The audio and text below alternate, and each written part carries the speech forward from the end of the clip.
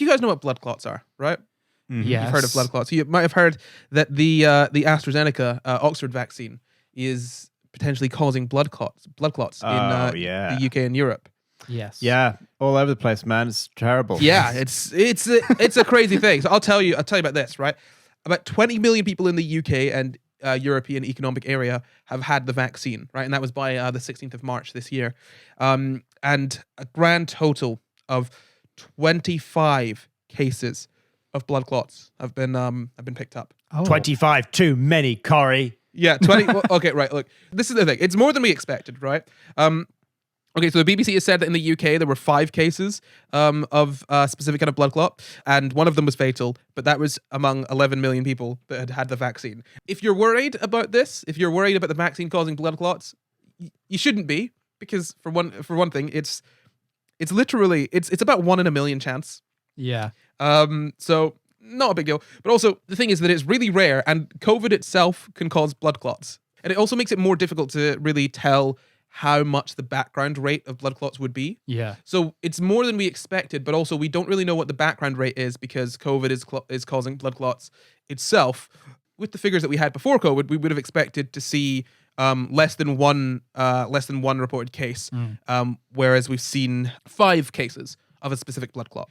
What this means is that if we use the figures that we had for blood clots before COVID was a thing, you'd expect to, by the 16th of March, see less than one reported case of this kind of blood clot in people under the age of 50, 14 days after the vaccine. But actually, 14 days after the vaccine, we've seen 5 cases. Right. So And have all those people been vaccinated? Yeah, 14 days after they received the vaccine, Yeah. there's been Right. there's been 5 reported cases. See, because I was reading that one piece of reporting about this that said that the number of blood clots we've seen is still lower than just the background of people who would get blood clots normally. Like if we didn't have COVID and didn't have vaccines. See, I have seen that, and again, the thing is, it's hard to understand how likely it is. You know, again, because COVID increases the risk generally, like already, and this isn't a group that we wouldn't have expected to see this amount in. So it's difficult to pin down exactly. But what's happened is essentially there is no causal link that has been proven. That doesn't mean there's no causal link whatsoever. It just means that we've not proven that there is like sort of that it is a case of the vaccine causing blood clots. So we've not proven that the vaccine causes blood clots. That doesn't mean that it doesn't cause them. That just means that we can't say that it does. We shouldn't just dismiss it entirely. We should look into it till we find something that proves it either one way or the other. The imbalance here is bigger than we thought it would. Is bigger than we thought it would be. We thought there'd be maybe a couple cases, and there's actually about 25 or so, and that is something to worry about. So if you're worried about taking the vaccine, you still shouldn't be though, because what's happened is a few EU countries stopped using the vaccine, but many, if not all of them, have started again. I know that at least some of them have started again. They've already started taking steps to update the product information for the vaccine, so that you're going to be aware of the risks if you're taking the vaccine. And the Pharmacovigilance Risk Assessment Committee is now going in to review the blood clotting risks. And they're also going to look at other vaccines, even though there's not been any there's no indication that other vaccines will increase your risk of blood clots. Yeah. But essentially, what happened here is there were about 25 reported cases of blood clots. Right. Specific kinds of blood clots. A few deaths, and immediately, as in a couple of deaths. I mean, in 20 million. Like, 2 people dying in 20 million in comparison to people say that COVID's got like, what, a 1% death rate? I think that's... We don't want people to die, but we need to understand that when we're rolling out vaccines, if there are like, even if, let's say you've got 1 million people that you've given a vaccine to, if even like 10 of them die, it's unfortunate that those 10 people have died, but you can't look at it in the sense of, 10 people have died because of the vaccine. You look at it as, 9,990 have survived because of the... Say, how many more would have died of COVID if we didn't have a vaccine? There is no way out of this where no one is going to die, so, But just to summarize, and this is the thing, if you're worried about taking the vaccine, you really shouldn't be, because the thing is that the response to this is fantastic in that there were some increased cases of of this, right? Some increased cases of it. And immediately some countries were like, okay, let's stop it till we know what's going on. We can't see any causal link. We've got people continuing to monitor this to make sure of it. We've got the product information being updated. We've got information for doctors and patients being updated. That's all gone out now. Everyone is aware of the risks. Everyone knows sort of what to look out for. And they've even got a list. There's I'll tell you in a bit, a list of symptoms. If you've got those symptoms, you should speak to a doctor immediately. And the thing is that because we're aware of this now, it's unlikely that it's going to be an issue moving forward, because it's not like, oh, this has happened, we're just letting it slide. I was going to say, surely there's a way to catch the symptoms of a blood clot and then avoid it somehow. Well, that's the thing, we're on top of it. We're on top of it. And you know that this is the thing that happens when vaccines roll out. And this is what happened before when those 2 nurses, I think it was, had an allergic reaction. People were like, look, the vaccine is dangerous. The thing is, right, you're testing a vaccine, you cannot test it on millions and millions of people.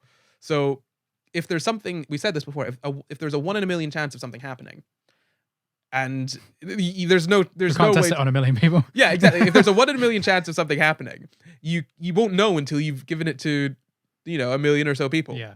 So the vaccine is ultimately much safer than just waiting to get this awful disease that has lifelong effects.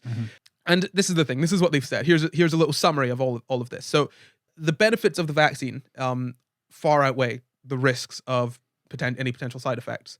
The vaccine isn't associated with an overall risk, an increased overall risk of blood clots in everyone that receives it. There's no evidence of a problem related to specific batches of the vaccine or to particular sites where the vaccine was made. The only thing here is that the vaccine can be associated with very rare cases of blood clots associated with thrombocytopenia, which is low levels of blood platelets with or without bleeding, including rare cases of clots in the vessels during draining of blood from the brain. So essentially what that's saying is that there are very, very rare cases in people who have got low blood platelets, which are the things that make blood clot, where we've seen like instances of blood clots in a higher sort of number than we'd have expected.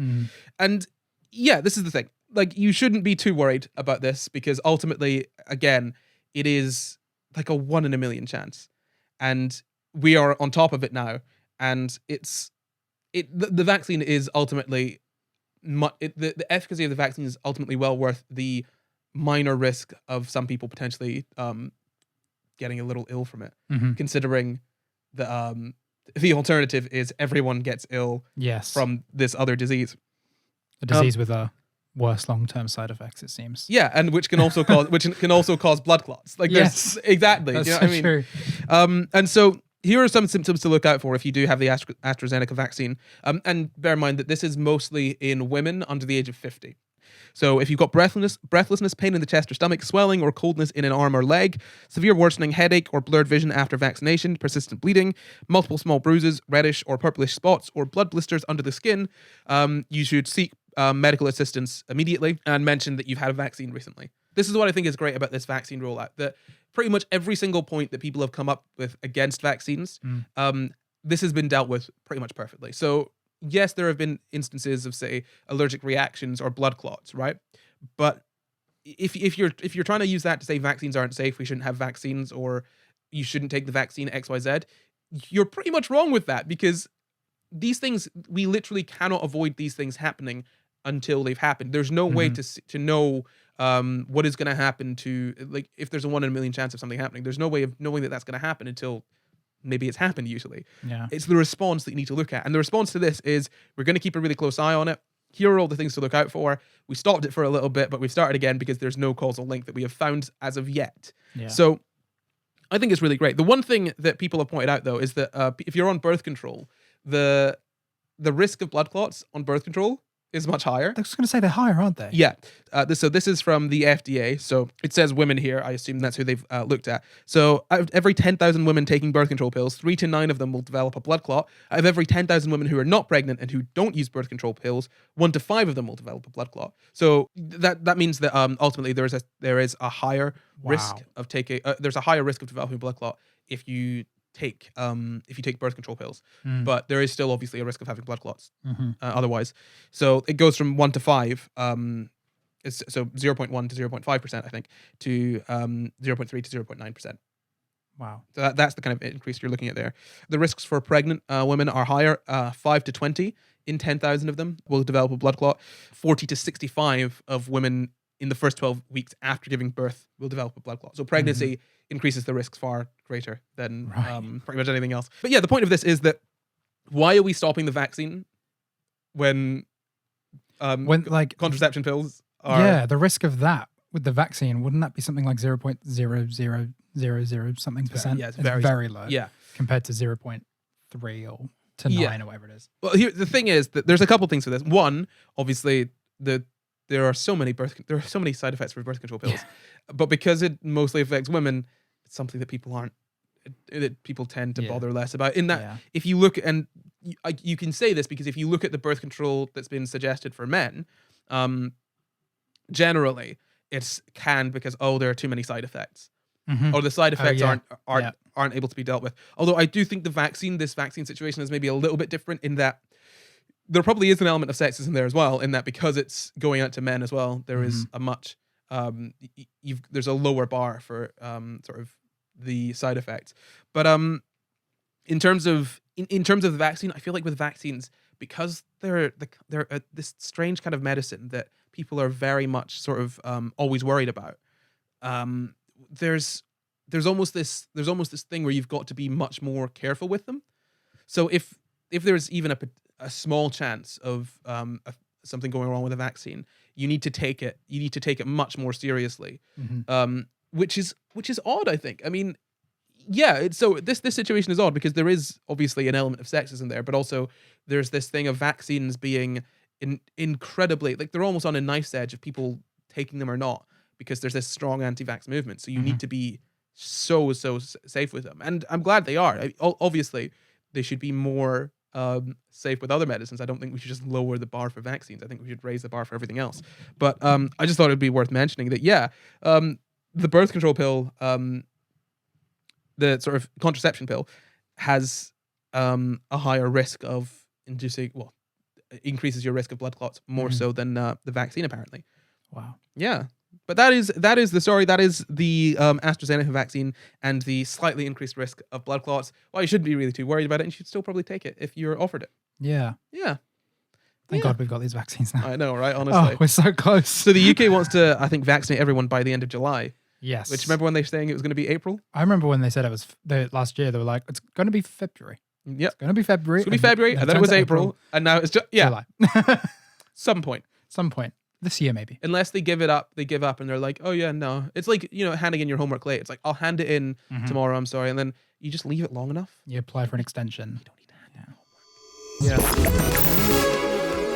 Yeah. If you enjoyed that clip, head over to patreon.com/SCI Guys, where you can find the full show. Or you can stay here and catch up on old SCI Guys episodes. Or you can follow us on Twitter, Instagram, and Facebook at SCI Guys Pod to find out when we're doing more live shows.